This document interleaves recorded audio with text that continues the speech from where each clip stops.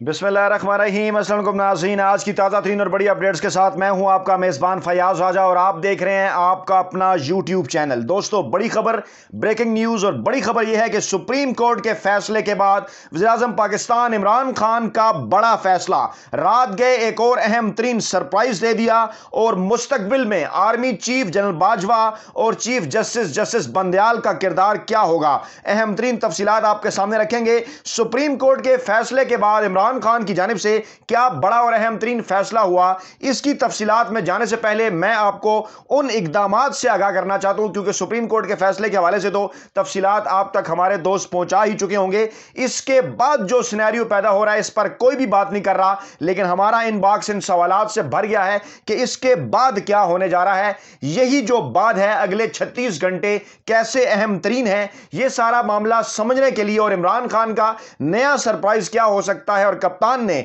जैसा कि अपने खिलाड़ियों को यह कहा है कि घबराना नहीं है, इसके बाद उनकी अगली जो हिकमत अमली है उसका भी ऐलान किया जाएगा। इमरान खान इस दौरान क्या बड़े इकदाम उठाने जा रहे हैं, सबसे पहले वो आपके सामने रखते हैं, फिर बताते हैं कि स्पीकर कौमी असम्बली की जानिब से क्या इकदाम उठाए गए, क्या इकदाम उठाए जा सकते हैं, अपोजिशन ने किस तरह से सारे मामले को रिस्पांस किया, और फिर उसके बाद इस मौके के ऊपर पाकिस्तान की एस्टेब्लिशमेंट और पाकिस्तान की अदलिया का क्या किरदार रहा, और फिर आखिर मैं आपको बताऊंगा कि इस फैसले के नतीजे में इस वक्त सूरत हाल किस तरफ को जाती हुई दिखाई दे रही है और मुमकिन अहम तरीन नताइज क्या हो सकते हैं इस फैसले के। तो जनाब, यह फैसला जिसके नतीजे में यह कहा गया कि डिप्टी स्पीकर कौमी असम्बली की जो रूलिंग है वो आइन से मुतसादम है, असम्बलियां जो है वो रूलिंग खत्म कर दी गई, असम्बलियां जो है वो बहाल कर दी गई, कैबिनेट भी बहाल कर दी गई, बल्कि इसके साथ साथ यह भी कह दिया गया कि जो तरीके अदम-ए-एतमाद का मामला है वो वहीं के ऊपर है और इजलास बुलाकर उसके ऊपर जो है वो वोटिंग कराई जाए, और बल्कि यह भी कह दिया गया कि अगले वज़ीर-ए-आज़म के इंतखाब के हवाले से भी देर ना की जाए। अच्छा, यह जब फैसला आया तो इस फैसले से पहले चीफ इलेक्शन कमिश्नर को भी सुप्रीम कोर्ट में बुलाया गया था, उनसे आइंदा इंतखाबात के हवाले से पूछा गया, तो उन्होंने अक्टूबर के हवाले से जो है वो तारीख दी, जिसके बाद फिर इस किस्म की चमगोइयां शुरू हो गई कि शायद अक्टूबर के महीने में इंतखाबात होने जा रहे हैं। लेकिन फैसले के अंदर उस मामले को बिल्कुल भी छेड़ा नहीं गया। मामला क्या हुआ, वज़ीर-ए-आज़म के इक़दामात अहम तरीन कौन से थे। सबसे पहला इक़दाम, वज़ीर-ए-आज़म ने काबीना का इजलास तलब कर लिया। आज काबीना का इजलास जो है वो होने जा रहा है। उसके बाद अहम तरीन फैसला वज़ीर-ए-आज़म पाकिस्तान ने यह किया कि इसके साथ साथ उन्होंने अपनी पार्लिमानी पार्टी की कमेटी का इजलास भी तलब कर लिया, यानी कि जो उनकी पार्लिमानी पार्टी है, पार्लियामेंट में पाकिस्तान तहरीक इंसाफ के जितने भी लोग हैं उनको उन्होंने अहम तरीन इजलास के लिए बुला लिया। और उसके बाद बड़ा और अहम तरीन फैसला और बड़ा सरप्राइज, जी हां, वज़ीर-ए-आज़म ने आज रात कौम से खिताब का भी फैसला किया है, यानी कि तहरीक अदम-ए-एतमाद के इजलास पर वोटिंग से पहले वो कौम से खिताब भी करने जा रहे हैं, जो कि यकीनी तौर पर एक बड़ा और अहम तरीन सरप्राइज होगा। इस खिताब के अंदर स्पीकर कौमी असम्बली की जानिब से क्या इकदाम किए गए ताकि आपको मुमकिन नताइज जो है वो बताए जा सके। स्पीकर कौमी असम्बली ने सुप्रीम कोर्ट की हदायत पर अमल करते हुए 9 अप्रैल की सुबह 10 बजे इजलास तलब कर लिया। यह बड़ा ही अहम तरीन फैसला था। उसके बाद स्पीकर ने सुप्रीम कोर्ट की हदायत के मुताबिक एजेंडे में अदम एतमाद पर वोटिंग का जो नुक्ता है वो भी शामिल कर लिया। अब जरा इस मामले को समझ लीजिए कि माजी में पाकिस्तानी एस्टेब्लिशमेंट का किरदार हो या पाकिस्तानी अदलिया के कोई भी फैसले हो, उसके ऊपर नवाज शरीफ या पीपल्स पार्टी जब बातें करते रहे, खासतौर पर नवाज लीग और नवाज शरीफ, तो हमेशा वो पाक फौज को गालियां देते रहे बराह रास्त, हमेशा वो सुप्रीम कोर्ट के जजेस को गालियां देते रहे बराह रास्त, उन्हें धमकियां देते रहे। यह तमाम तर मामला जो है वो रिकॉर्ड के ऊपर मौजूद है। और उसके बाद जब उन्हें मौका मिला तो फिर वो उनकी मिन्नत तरले भी करते रहे, जैसा कि गुज़श्ता 3 दिनों से शहबाज शरीफ ने एस्टेब्लिशमेंट से मुलाकातें भी की और आज सुप्रीम कोर्ट में उन्होंने जजेस के मिन्नतें और तरले भी किए। और बड़ी हैरानकुन बात यह थी कि ये वही साहब हैं कि जिनके स्टाम्प पेपर, जिनकी गारंटी के ऊपर एक जो पाकिस्तानी अदालतों से मफरूर मुजरिम है वो बाहर बैठे हुए हैं, जो कि 4 हफ्ते के लिए गए थे। अब जरा आते हैं कि इसके बाद इमरान खान का क्या रद्द-ए-अमल था, पाकिस्तान तहरीक इंसाफ का क्या रद्द-ए-अमल था। इमरान खान से इससे पहले इंटरव्यू में जब सवाल किया गया पाक फौज के एस्टेब्लिशमेंट के किरदार के हवाले से इस सारी सिनेरियो के अंदर, तो इमरान खान ने कहा कि वो फौज के ऊपर किसी किस्म की कोई तनकीद जो है वो नहीं करेंगे, کیونکہ فوج جو ہے وہ پاکستان کی بقا کی ضامن ہے۔ ذرا دیکھیے کہ اس تمام تر صورتحال میں بھی عمران خان نے کسی فوجی جرنیل یا پاکستانی اسٹیبلشمنٹ کو یا فوج کو گالی نہیں دی، بلکہ عملی طور پر اس قسم کے اقدامات اٹھائے کہ تمام ادارے اپنی آئینی حدود کے اندر کام کریں۔ اب آ جاتے ہیں سپریم کورٹ کے فیصلے کی طرف۔ عمران خان کی اور پاکستان تحریک انصاف کی یہ تاریخ بتاتی ہے کہ سپریم کورٹ نے جو بھی فیصلہ کیا، پاکستان کے ججز نے جو بھی فیصلہ کیا، نہ صرف عمران خان نے، پاکستان تحریک انصاف نے ان فیصلوں کو تسلیم کیا۔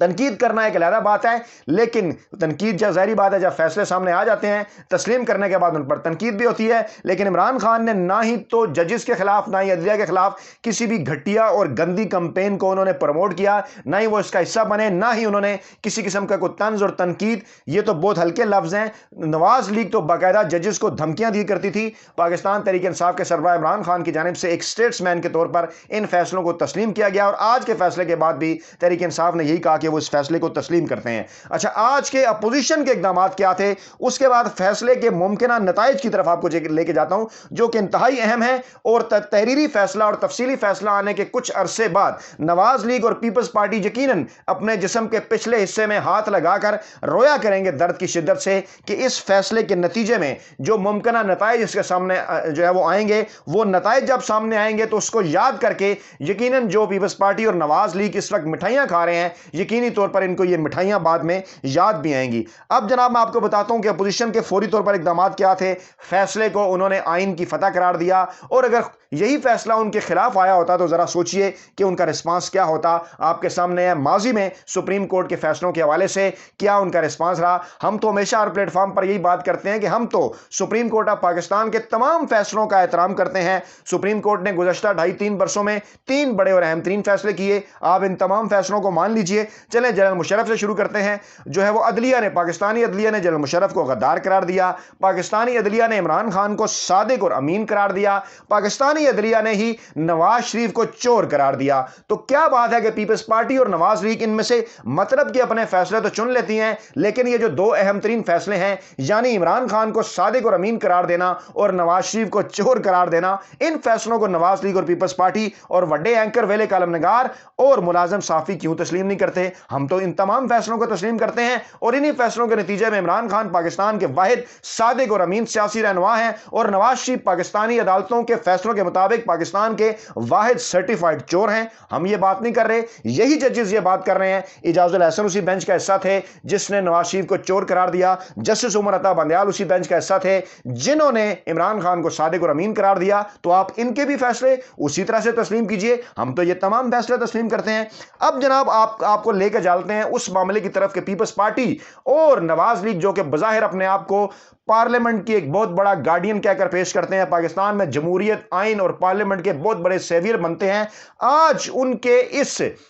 سپریم کورٹ سے یہ فیصلہ حاصل کرنے کے نتیجے میں یا سپریم کورٹ سے یہ فیصلہ آنے کے نتیجے میں اہم ترین نتائج کیا سامنے آئے ہیں، یہ ذرا غور سے سنیے گا، چاہے تو نوٹ بھی کر لیجئے اپنے پاس، کیونکہ ان فیصلوں کو پاکستان کے کسی بھی میڈیا ٹی وی چینلز کے اوپر اس وقت ڈسکس نہیں کیا جا رہا۔ بغور پورا فیصلہ پڑھنے کے بعد یہ تمام تر چیزیں ہم آپ کے سامنے رکھنے جا رہے ہیں، اور انہی کی روشنی میں آپ اپنا فیڈ بیک بھی دیں گے۔ فیصلے کے بعد کچھ اہم ترین نتائج۔ نمبر 1، اسپیکر کی کوئی بھی رولنگ سپریم کورٹ میں چیلنج ہو سکتی ہے، یہ بڑا اہم ترین معاملہ ہے، اور ہمیشہ کے لیے پارلیمنٹ کی گردن سپریم کورٹ آف پاکستان کے ہاتھ میں آ گئی ہے۔ نمبر 2، اسپیکر کی کون سی رولنگ آئینی ہے اور کون سی آئین سے متصادم یعنی غیر آئینی ہے، یہ فیصلہ بھی سپریم کورٹ کرے گی۔ یعنی کہ ایسے طریقے سے سپریم کورٹ آف پاکستان نے پارلیمنٹ کو دبوچا ہے آج نواز لیگ اور پیپلز پارٹی کی خوشیوں کی روشنی میں۔ میں فیصلے کے نتیجے میں بتا رہا ہوں، ہم اس فیصلے کا احترام کرتے ہیں، ہم ججز کا احترام کرتے ہیں، ہم یہ فیصلہ مانتے ہیں، تسلیم کرتے ہیں،